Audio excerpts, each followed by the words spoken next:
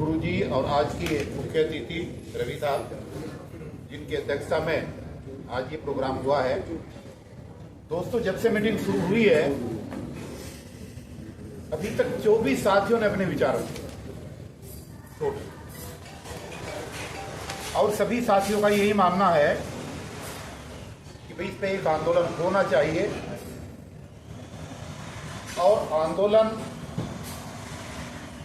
दोनों सब्जेक्ट पे इतना ही महत्वपूर्ण है कि तुगलकाबाद का मंदिर है हमारा, पहले से वो आंदोलन जारी है।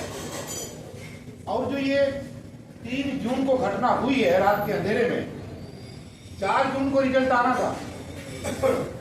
अब 4 जून को इनको उम्मीद थी कि 400 पार करेंगे, और 400 पार करके जो इनके मंसूबे थे संविधान को बदलने के, तो 3 जून की रात इन्होंने तय की उन प्रतिमाओं को वहां से हटाना। ये बहुत सुनियोजित षड्यंत्र है इन लोगों का।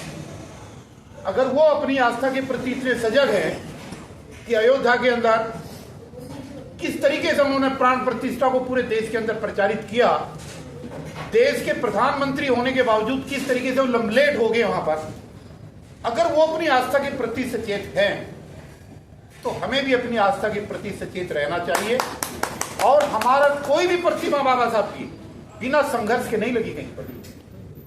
आज मुझे खुशी है, मुझे आज पहली बार पता लगा उत्तम जी से कि 2 अप्रैल 1967 को यह प्रतिमा लगी। संघर्ष हुआ होगा निश्चित रूप से, ऐसे तो कोई लगने नहीं देगा।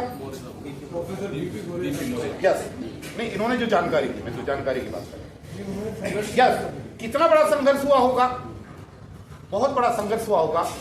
और पार्लियामेंट से कभी भी खुले, लेकिन 2 ही दिन साल में ऐसे होते थे, 6 दिसंबर और 14 अप्रैल, जिसमें देश के आम नागरिक को पार्लियामेंट के अंदर प्रवेश करने का मौका मिलता, वो भी बाबा साहब के माल्यार्पण करने के लिए। आज वो रास्ते बंद हो गए। मेरी आप लोगों से आग्रह है कि रेजुलेशन हमेशा एक दिशा में होना चाहिए। भाई जब वो पार्लियामेंट अब नहीं रही, वहां से पार्लियामेंट हटा करके नया संसद भवन बना दिया, अब सारी कार्रवाई नई संसद से शुरू होगी, तो हमारी मांग अब ये नहीं रहनी चाहिए कि वो प्रतिमा वहीं पर लगाई जाए।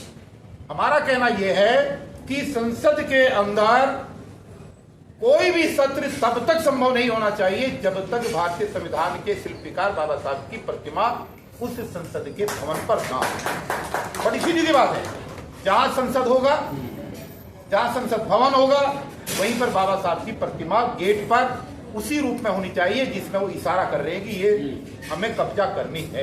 कब्जा होना शुरू हो गया है, आपने देख लिया। भाई चंद्रशेखर पार्लियामेंट में पहुंच गए हैं, अपने बलबूते में पहुंचे। एक बहुत बड़ी घटना है, इसको कोई माने या न माने, बहुत बड़ी घटना है। तो लोगों के अंदर जो आकर्षण का केंद्र बाबा साहब की प्रतिमा थी, उसको लेकर के आंदोलन होना चाहिए। मैं गुरु जी से आग्रह करूंगा, जितने लोग यहाँ पर हैं, देखिए कहीं से ना कहीं से शुरुआत होनी थी। मैं दिल से धन्यवाद करना चाहूंगा वीके जाटव जी का, विजेंद्र मास्टर जी का, धर्मपाल जी का, पूरी टीम का, जिन्होंने आज शुरुआत की है। क्योंकि जब तक शुरुआत नहीं होगी, जब तक सुबगाट नहीं होगी। और जहां तक बात दिल्ली की है, दिल्ली के अंदर दोस्तों 36 अनुसूचित जाति की लिस्ट है। जो जातियां हैं, 36 जातियां हैं नोटिफिकेशन के अंदर। देखिए यहाँ पर हो ये रहा है कि अपने अपने धार्मिक स्थलों को लेकर के लोग इकट्ठा हो जाते हैं, लेकिन ये एक ऐसा विषय है कि जितने भी उपजातियां हैं हमें सभी से कोऑर्डिनेट करना चाहिए, क्योंकि इसमें बाबा साहब का प्रतिमा का सवाल है, इसमें सब लोग आते हैं। और ये चीज जब ही संभव हो पाएगी, क्योंकि हर बार अगर ऐसे ही मीटिंग होती रहेगी तो बात नहीं बनेगी। इसलिए मेरा आग्रह है गुरु जी से कि आप आज कल जब भी आप चाहें, आप अपनी मर्जी से इन्हीं लोगों के बीच में से 10, 15, 20 जो भी लोग इच्छुक हों, एक कमेटी टाइप की बनाएं, और उस कमेटी को हम बढ़ाते रहें, ताकि नए अगले संडे में फिर हम दोबारा मीटिंग कर सकें। जो लोग बाय द वे आज नहीं आए, ताकि उन लोगों को भी आगे के प्रोग्राम की रूपरेखा फाइनल और निर्धारित करने के लिए हम लोग एक जगह इकट्ठे होकर के एक डिसीजन लेते हैं। क्योंकि ज्यादातर लोगों ने कहा है कि अम्बेडकर भवन पे एक मीटिंग होनी चाहिए, इसमें और लोगों को भी सम्मिलित किया जाए।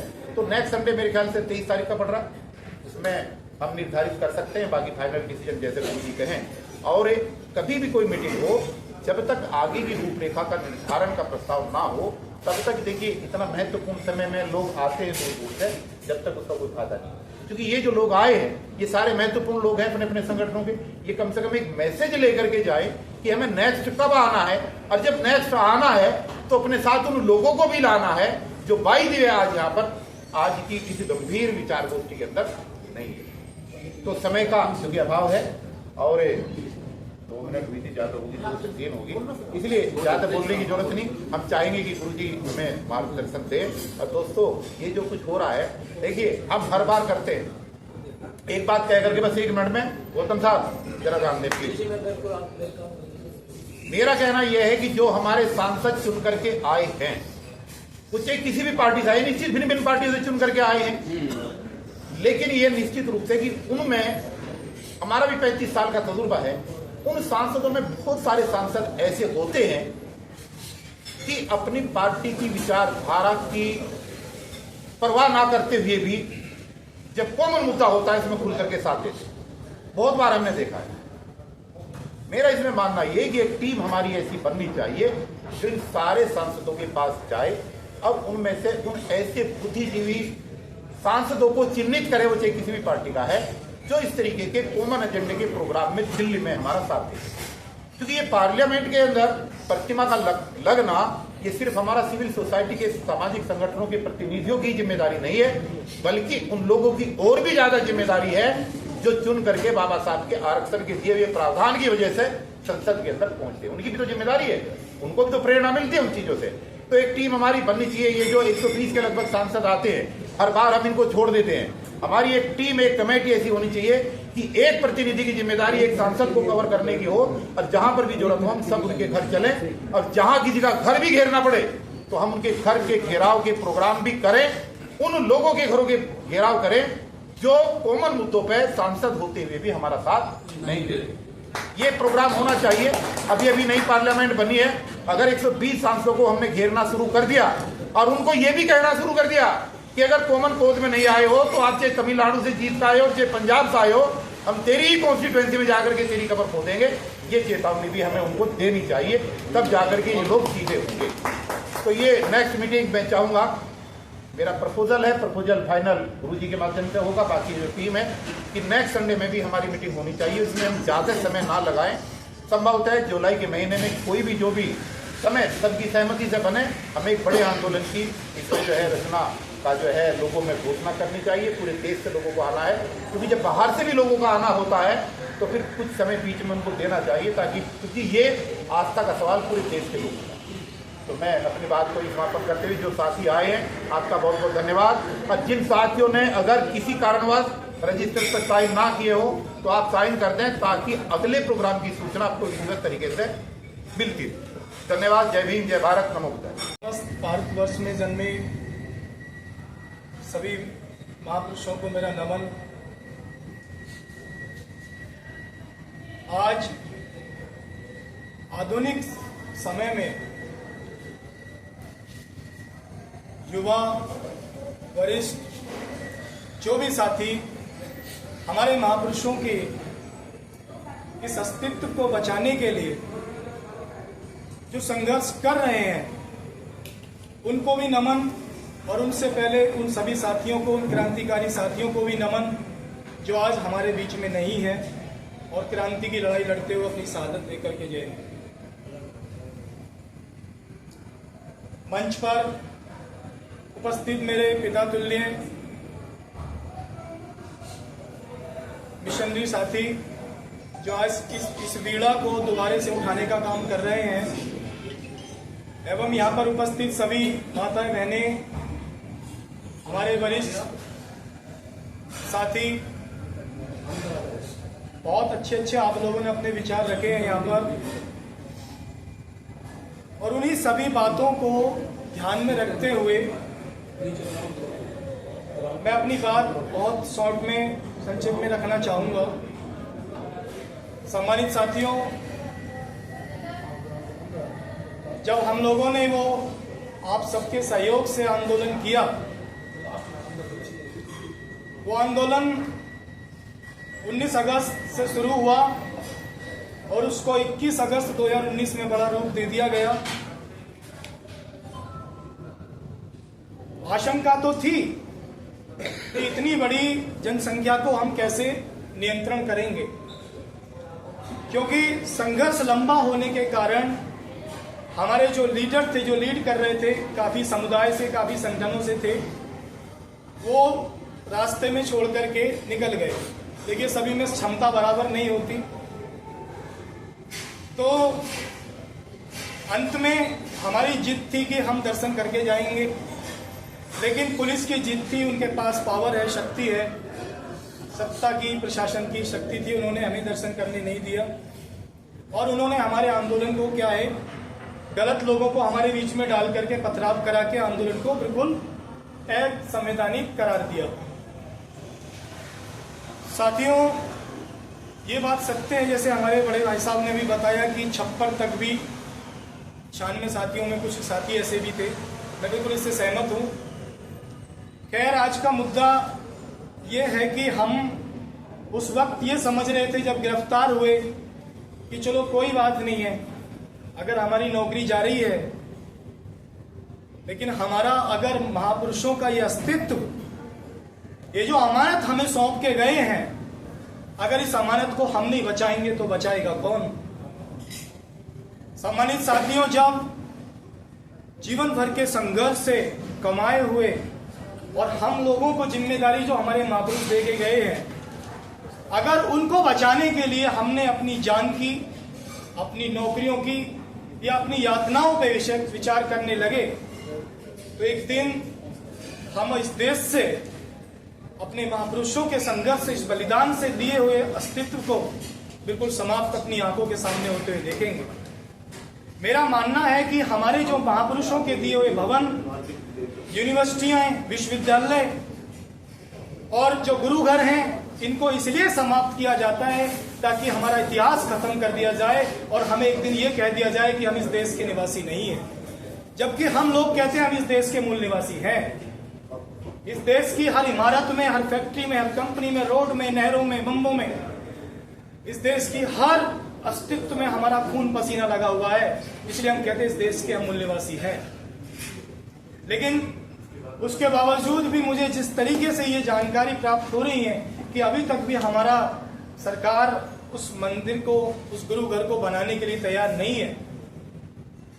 आप विश्वास रखिए, इस आंदोलन को हम फिर डबल गति से आगे उठाएंगे और इसके लिए हमें कोई भी कुर्बानी फिर से देना पड़ जाए तो हम पीछे नहीं हटेंगे। आप अपने बच्चों का पूरा विश्वास रखें। इसके लिए हमारी तैयारियां और भी चल रही हैं। जैसे हमारे गुरुजी, आदरणीय गुरुजी ने, अगर इस उम्र में भी गुरुजी इतना साहस रखते हैं तो हमारे युवाओं में 4 गुना साहस होना चाहिए, हम जैसे युवाओं में। इसके लिए हमारी तैयारियां चल रही हैं। हम फिर से, हमने संसद में भी अपने एक भाई को, अपने एक सीनियर हमारे जो साथी हैं भाई चंद्रशेखर आजाद जी को भी हमने संसद में पहुंचाया है, बहुत संघर्ष करके। और आप विश्वास रखिए, ये आवाज संसद में उठेगी। और आज मैं शाम को फिर भाई से मिलने जा रहा हूं, मैं भाई से इस बारे में बात नहीं करता। एक और बात, हम देश में संगठन, पार्टियां, और जैसे एक हमारे बीच से साथी, हमारे सीनियर साथी हैं, उन्होंने कहा कि क्विक एक्शन टीम की जरूरत है। मैं आपको विश्वास दिलाता हूं, बहुत कम समय में हम एक क्विक एक्शन टीम भी तैयार कर रहे हैं, पूरे देश में उसका काम चल रहा है। और आप विश्वास रखिए, आप ही के आंखों के सामने इस मिशन को हम प्राप्त करेंगे, इस मिशन की सफलता को हम जीतेंगे और बहुत जल्दी संत शिरोमणि गुरु रविदास जी के तुगलक कवाद वाला मंदिर आपके सामने बना के दिखाएंगे। बहुत बहुत धन्यवाद। समय कम है, ज्यादा लंबी बातें करने से कोई फायदा नहीं है। बस हमें मिशन यही है कि हमें आगे की तैयारी करनी है और पूरे देश में थोड़ा सा हमें अपने जो आधुनिक यंत्र हैं उनका इस्तेमाल करना है। सोशल मीडिया पर इस आवाज को उठाना है। हमने कई बार ट्राई करके देखा है कि अपने अधिकारों को हम ट्विटर पे जब ट्रेंड करते हैं तो सरकार को हिला देते हैं। कई बार हमारा अनुभव है, हमने कई अधिकारों, SC/ST एक्ट को लेकर के एक बार बयान दिया था, उन्होंने RSS के मोहन भागवत जी ने, और हमने एक ही रात में पूरी रात ट्रेंड चलाया और फर्स्ट पर रखा, सरकार को मेंशन कर करके, प्राइम मिनिस्टर को मेंशन कर करके सुबह उनका बयान आ गया था कि वो तो हमने ऐसे ही बोल दिया था, हमारा ऐसा कोई विचार नहीं है। ये हमारा तजुर्बा है कि आप सभी लोग सोशल मीडिया से इस लड़ाई को 4 गुना ज्यादा बूस्ट कर सकते हैं। और हम इस लड़ाई को फिर से उठाएंगे और फिर से हम इस मंदिर को बना करके दिखाएंगे। आप सबके सहयोग से बहुत बहुत आभार, धन्यवाद। जय भीम, जय गुरुदेव, नमो बुद्धाय। अगर आपको लगता है कि हमारा काम बहुजन समाज के लिए महत्वपूर्ण है, तो आप हमें आर्थिक सहयोग के लिए सीन दिखाए गए QR कोड स्कैन और फोन पे और गूगल पे और UPI और बैंक अकाउंट में कर सकते हैं।